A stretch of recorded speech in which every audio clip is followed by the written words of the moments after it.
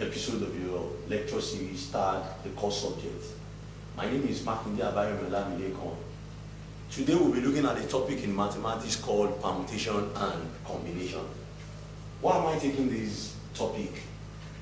It's because of students that are preparing for UTME exams that is coming up very, very soon. Now, what is permutation and what is combination? I'll start with permutation.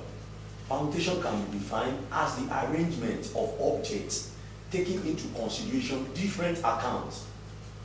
Now, when we talk about permutation, the word arrangement is very, very important.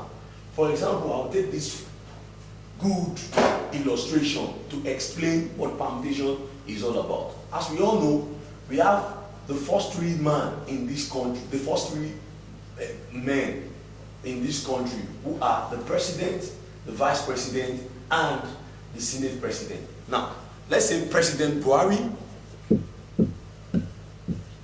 and Vice President Osinbajo and Bukola Saraki are to take a picture.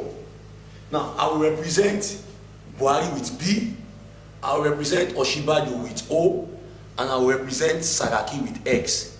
They are to take a photograph. In how many ways can they arrange themselves?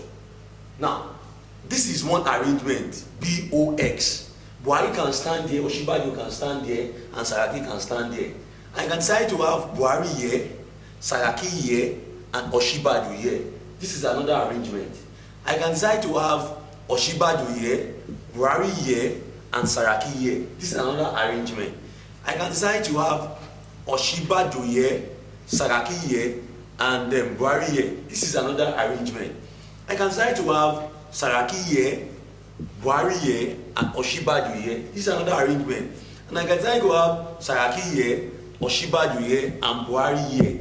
Now, looking at what I have used as illustration, this has given us 6 different ways by which these 3 guys can take a photo shot without any obstacle. Now, again, like I said, permutation is the arrangement of objects taking into consideration different orders.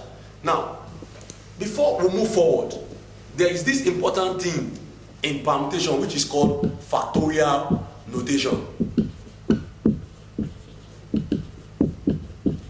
Now, in English, we have this symbol, and this symbol stands for exclamatory mark. But in permutation, this symbol stands for what? Factorial. For example, if I have 4 factorial, what is 4 factorial? 4 factorial simply means I should take 4 times 3 times 2 times 1. This is 4 factorial. So 4 times 3 is what? 12. 12 times 2 is what? 24. 24 times 1 will give me what? 24. If I talk about 3 factorial, 3 factorial is the same thing as what? 3 times 2 times what? 1. 3 times 2 will give me what? 6. 6 times 1 will give me what? 6. If I talk about 5 factorial, what is 5 factorial? We can do that together. 5 factorial is what? 5 times 4 times 3 times 2 times 1. I hope this is what you have too. 5 factorial is nothing except 5 times 4 times 3 times 2 times 1. One thing you will observe from this explanation is whatever number you have here, the number will be the first figure that you will have here, and the number will keep decreasing by what? 1.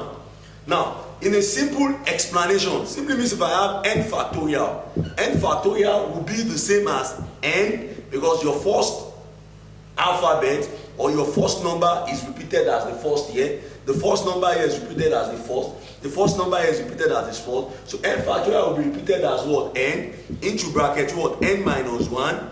I will reduce it by 1. The next one will be what? N minus what? 2. The next one will be what? N minus 3. And the next one will be what? N minus 4, and so on. Now let's look at it. Solution to mathematics and English language. Simplest approach to solving and understanding mathematics and